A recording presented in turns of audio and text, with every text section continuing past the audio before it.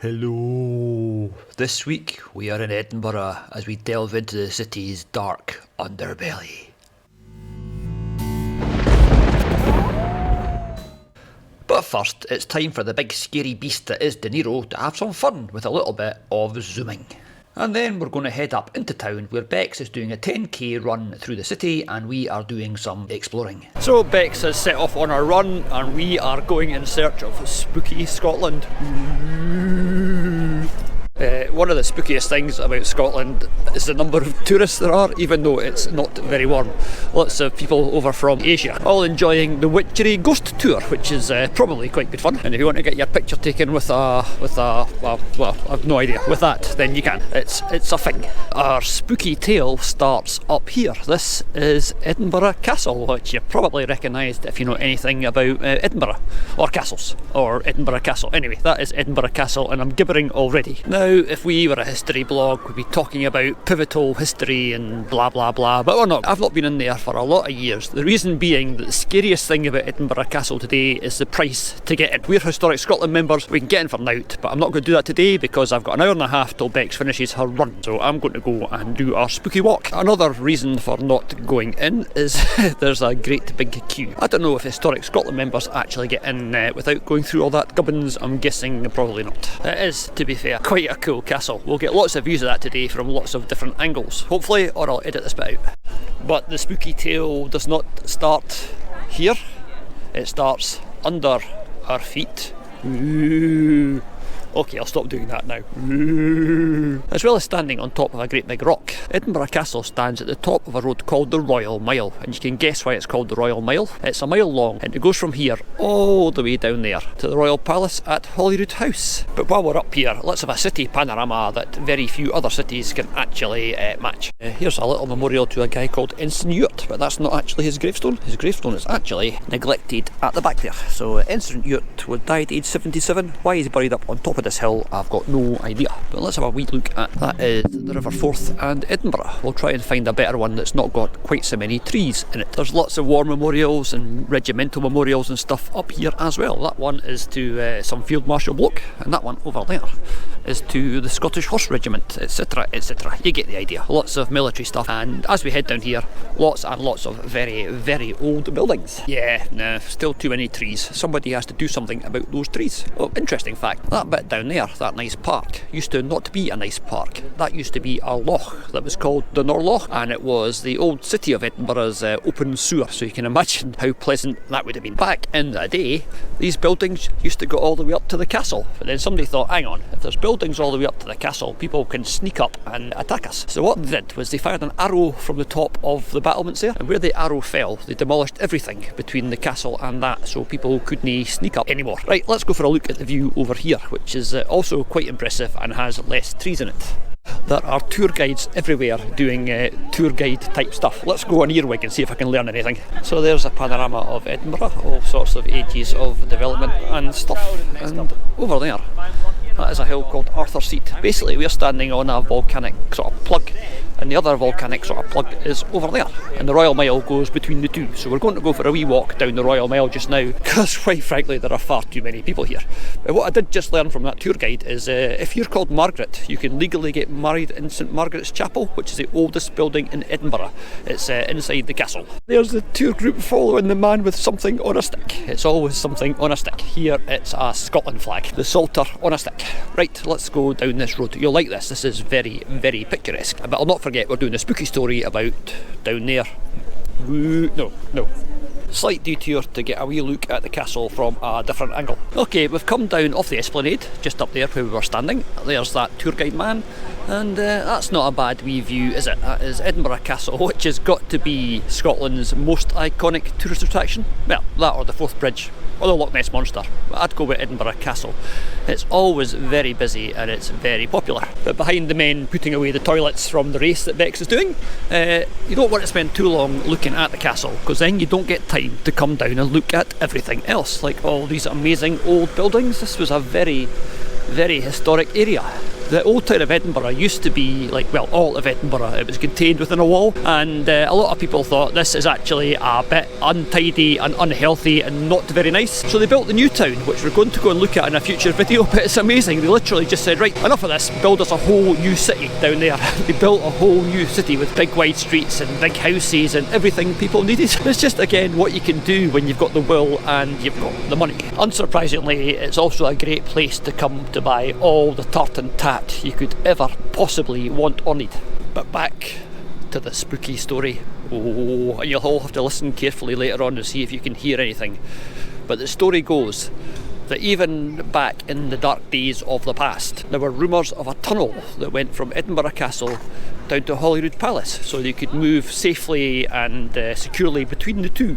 But nobody knew if the tunnel was open or where it went or anything about it. So what they did was they got a piper, and the piper started at the castle at what they thought was the entrance to the tunnel, and he played his pipes and he walked down under this very road down towards the palace. People above were listening, and they could hear the piper as he moved down beneath their feet, and then the pipes stopped. Oh no, not doing that again. And the piper never came out the other end and never came back to the start. And to this day, they say, if you listen carefully, sometimes you can hear the piper playing a mournful lament under your feet. Now, I don't think we can hear any pipes here, but if you can hear any pipes, that could be the ghost of the piper.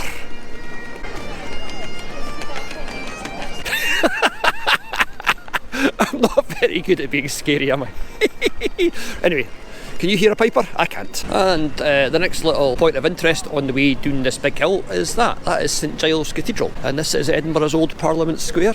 It's sometimes easy for people to forget that Scotland was once a fully functioning country. It still is a fully functioning country, but it's part of something else now. But it used to be like this was the centre of the nation. I mentioned earlier Edinburgh being built on top of older Edinburgh. Well, that there is the city chambers, and if you want another ghostly story, in the dark and distant days of the past, the Black Death, the bubonic plague, came to Edinburgh, and under there's a place called Kings Clo, which was a street, a little close that people lived in. A close. That'll be time for our word of the day.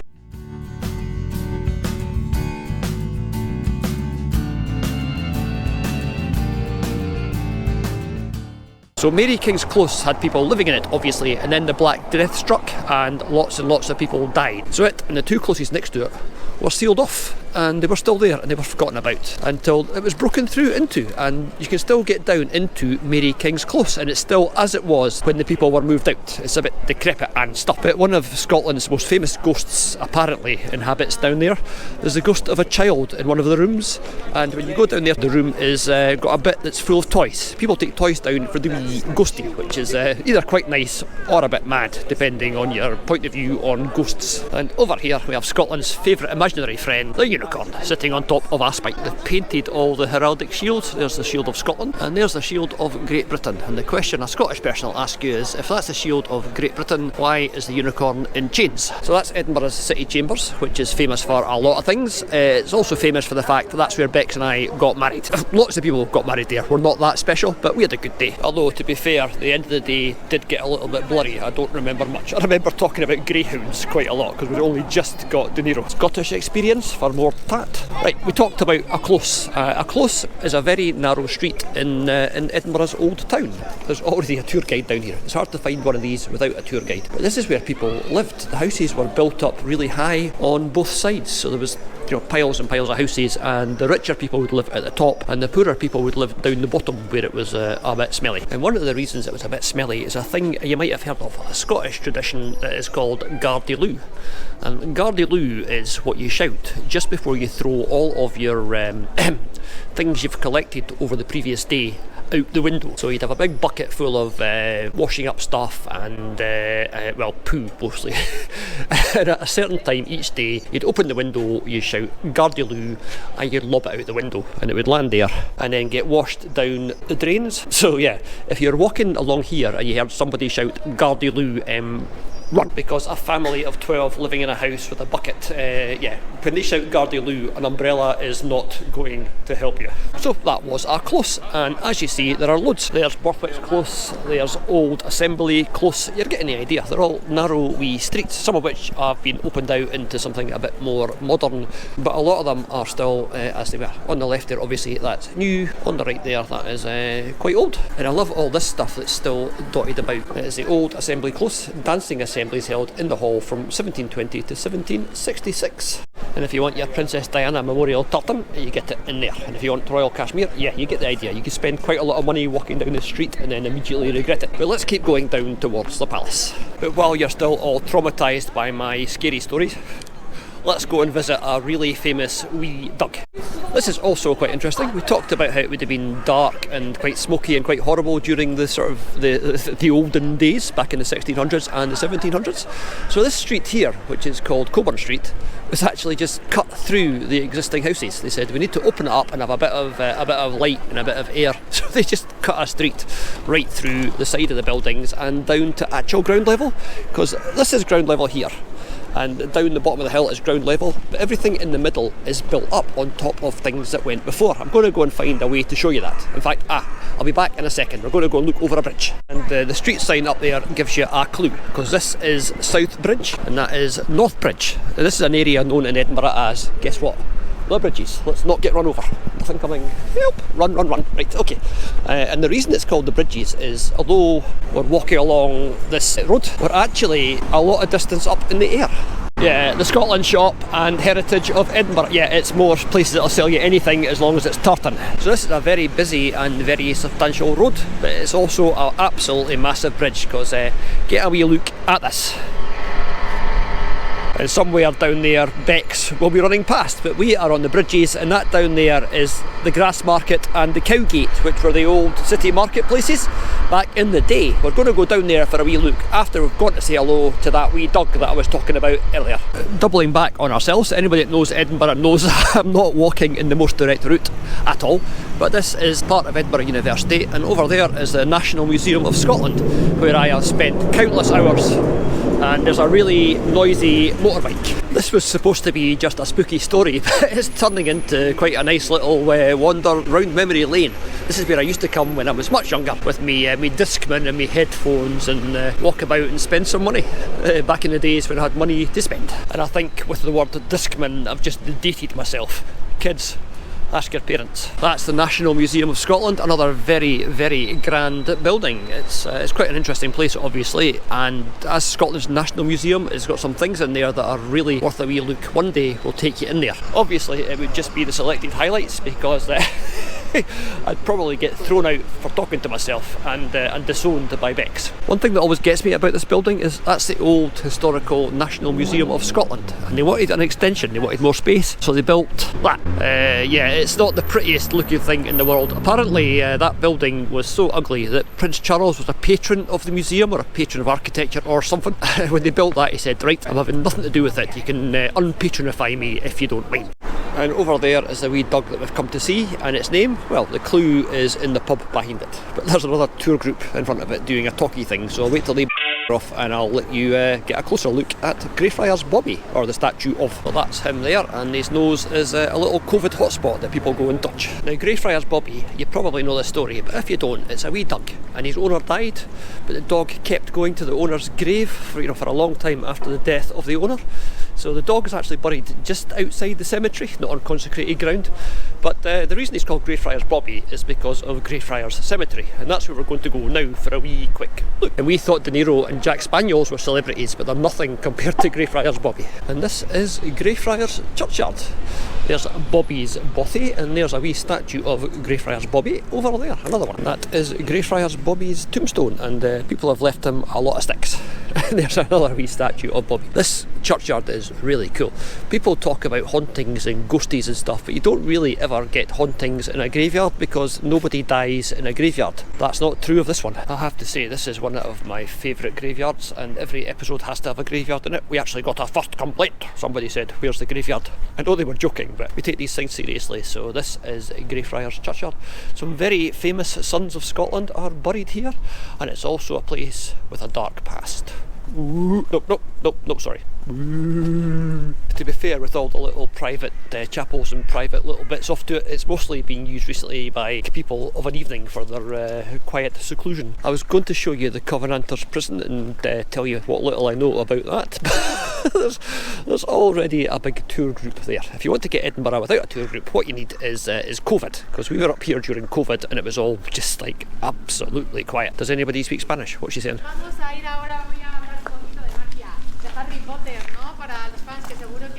So we said nobody ever died in a graveyard. This behind me is the Covenanters prison, and in the 1600s there was a covenant about who was in charge of the church. Was it the king or was it actually God? There was a bit of a falling out over that, and the Covenanters lost that little fight, and there were thousands of them imprisoned here.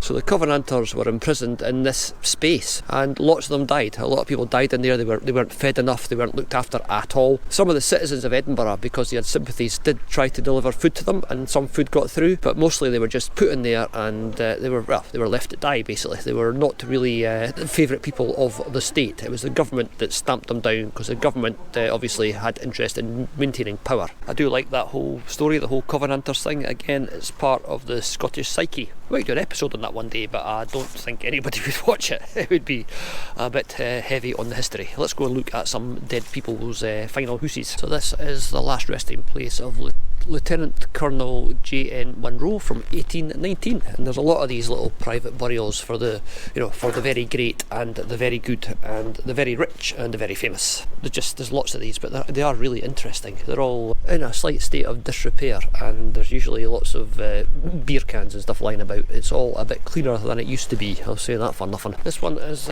Patrick Miller, Esquire of Dalwhinton from 1779. There's nothing in there. I could be making that up if it wasn't for the fact that it's written there. So you can have a nice wee house here, or you could end up with terrible tomb envy because the guy next to you has had more money and has built himself a big thing with proper doors and a big dome. Can we find a name? I'm thinking no, there's not a name there, but there's some nice carvings and stuff. But yeah, that's a bit grand. And then it's back to normal sized little house all the way down here. But the grandest of them all, this is the Adams family tomb. No, not that Adams family. John Adam over there was Chief Commissioner of the East India Company, so he was part of the great British colonial war machine. That gate opened and I just about fell over. I know we're doing dark and spooky. Oh, we're not really doing dark and spooky, because look how pretty the church looks, all lit up in a shaft of sunlight. That's very nice. But in front of it, dark and spooky gravestones, as you can see. We are going to come back into the middle of Edinburgh for a proper look, because it's too spooky to do in one video. We'll have to come back and do a series of videos. And there's people following an umbrella. One day I'm going to walk about holding up an umbrella, and after a few hours I'm going to turn round and see how many people are following me. I'm not even going to do anything, I'm just going to walk about holding the umbrella. Oh, let's take pictures, stop and take pictures. Oh, you better keep going, your umbrella's getting away from you. The wall here is called the Flodden Wall, and it used to be the end of the known world. And if you want to know why it's called the Flodden Wall, what we need is a wee bit of history.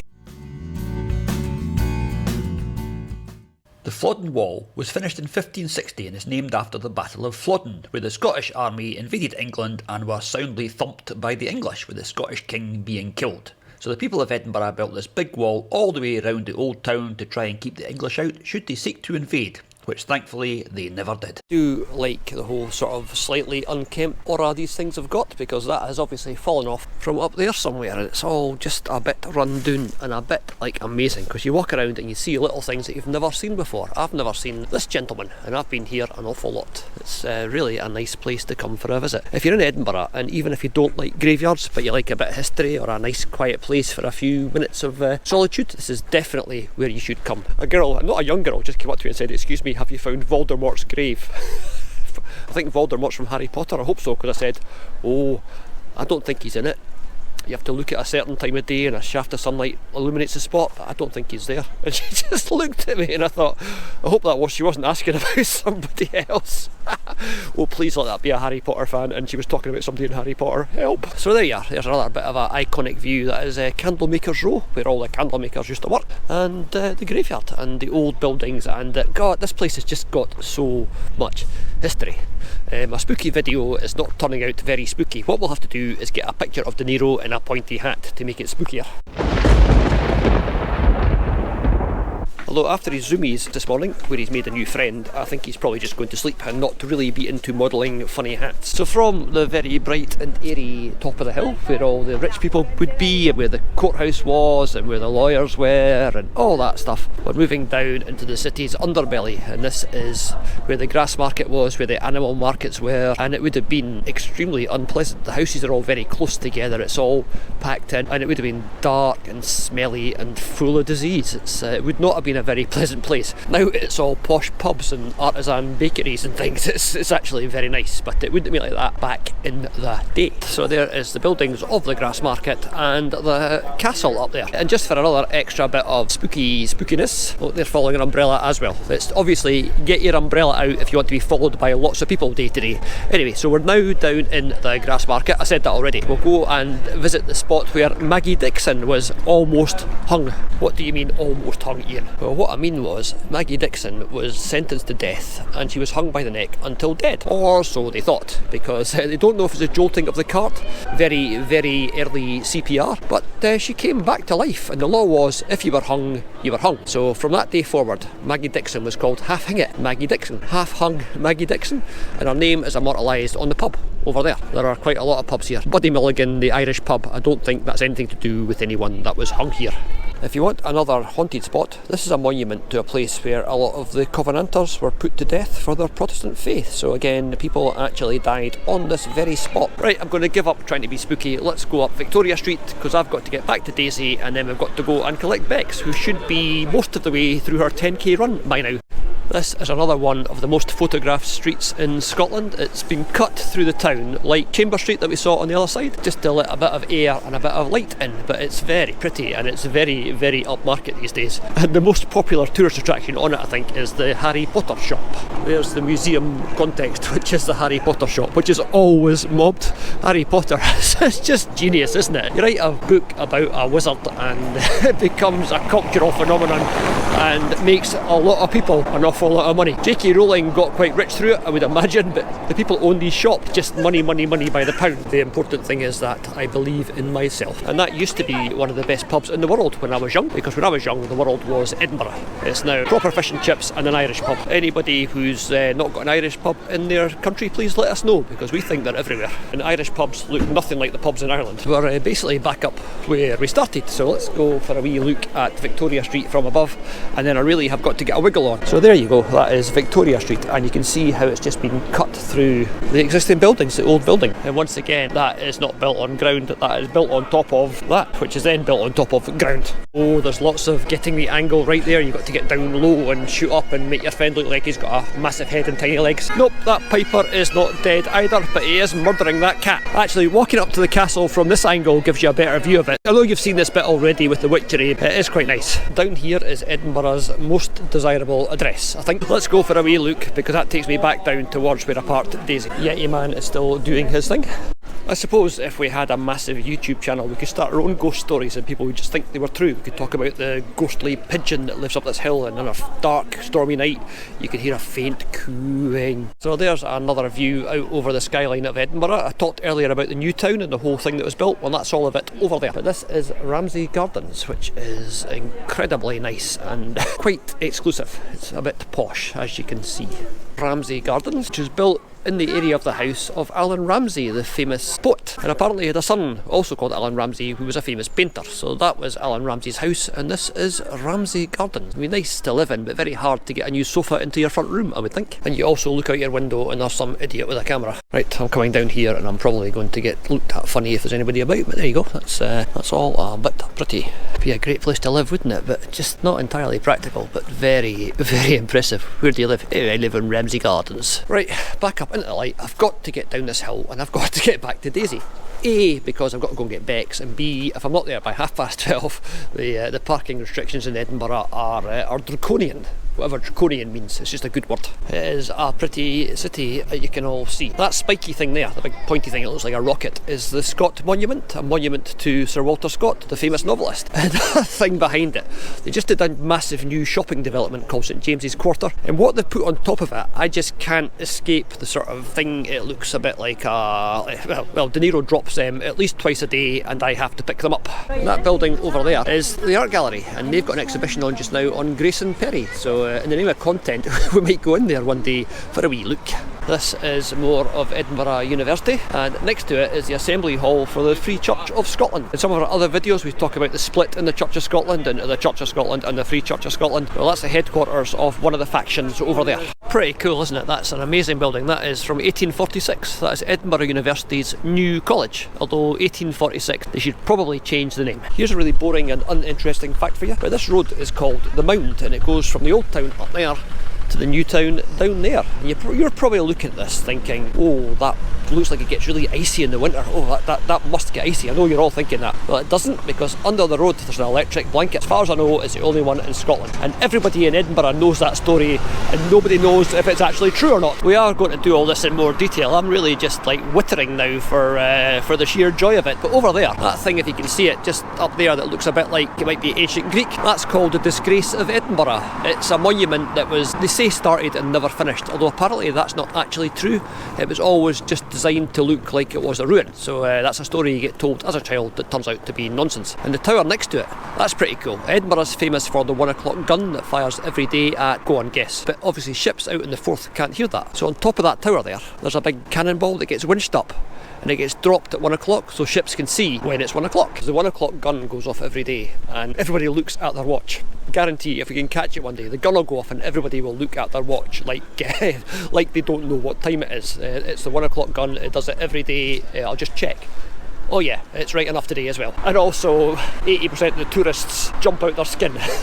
Probably not heard to a gun going off in the middle of a city and nobody being bothered. So if you like a bit of art, that is the National Gallery there, and that is more National Gallery over there. And there's more National Gallery under our feet as well, which is it's quite a big gallery. And we're back down onto Princes Street, which was once the main shopping street. It's died a bit of a death because of Amazon and out-of-town shopping centres and stuff, but it's still quite busy.